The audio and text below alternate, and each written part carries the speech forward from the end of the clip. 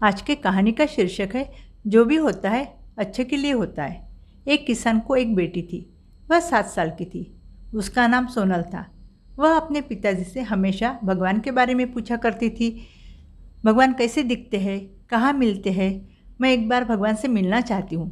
पिताजी उसे समझाते थे, बेटा भगवान सबसे नहीं मिलते, उसके लिए बहुत इंतज़ार करना पड़ता है। एक दिन अचानक स्वर्ग से घोषणा हुई कि आज भगवान पृथ्वी पर प्रसाद बांटने आ रहे हैं। यह बात सुनकर सोनल बहुत खुश हुई।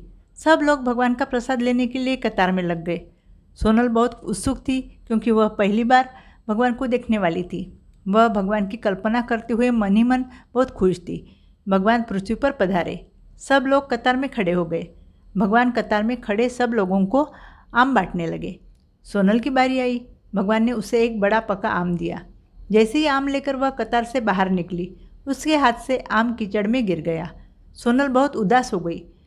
फिर से प्रसाद लेने के लिए अभी उसे दूसरी कतार में खड़े रहना था। दूसरी कतार पहली कतार से भी लंबी थी। उसने देखा कि सब लोग कतार में शांत खड़े हैं। सब शांति से खड़े रहकर प्रसाद का इंतज़ार कर रहे हैं। जब भी उनका नंबर आता था तब प्रसाद लेते थे और कतार से चुपचाप बाहर निकल जाते थे। अब सोनल के पास दूसरा कोई भी पर्याय नहीं था। आखिर में सोनल दूसरे कतार में खड़ी रही। कब अपना नंबर आएगा इसका इंतज़ार करती रही। आधी कतार तक आते आते आम खत्म होने को आए थे। सोनल उदास हो गई। उसे लगा कि मेरा नंबर आने तक आम खत्म हो जाएंगे, लेकिन उसे नहीं पता था कि भगवान का भंडार कभी भी खाली नहीं होता। उसका नंबर आने तक नए आम आ गए। भगवान जान चुके थे कि उसके मन में क्या चल रहा है। जब उसका नंबर आया तब भगवान सोनल से बोले कि तुम्हें पहला जो आम मिला था वह एक बाजू में सड़ गया था। वह तुम्हारे लिए सही नहीं था, इसलिए मैंने ही उसे तुम्हारे हाथ में से ज़मीन पर गिराया। दूसरी बार तुम्हें लंबी कतार में इसलिए खड़े रहने दिया क्योंकि तब आम पेड़ पर थे और वह आने में कुछ समय बाकी था, इसलिए तुम्हें ज़्यादा देर इंतज़ार करना पड़ा। अभी मैंने जो तुम्हें आम दिया है वह बड़ा है और ताज़ा है। यह आम तुम्हारे लिए सही है। भगवान की बात सुनकर सोनल खुश हो गई और आम लेकर वह घर चली गई।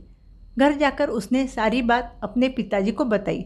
सोनल की बात सुनकर पिताजी बोले कि बेटा आज तुम्हें प्रसाद के लिए इंतज़ार करना पड़ा क्योंकि भगवान तुमसे मिलना चाहते थे। उन्होंने तुम्हारी परीक्षा ली और उस परीक्षा में तुम पास हो गई और सचमुच आज तुम्हें भगवान के दर्शन हुए। इसलिए जीवन में हमें अगर कोई चीज़ के लिए बहुत इंतज़ार करना पड़ता है तो उसे भगवान की इच्छा समझकर स्वीकार करना चाहिए। जिस प्रकार हम अपने बच्चों को सबसे अच्छा देने की कोशिश करते हैं, उसी प्रकार भगवान भी अपने बच्चों को वही देता है जो उसके लिए अच्छा हो। अगर आपको आज की कहानी पसंद आई है तो प्लीज़ लाइक कीजिए, शेयर कीजिए और चैनल को सब्सक्राइब कीजिए। Thank you.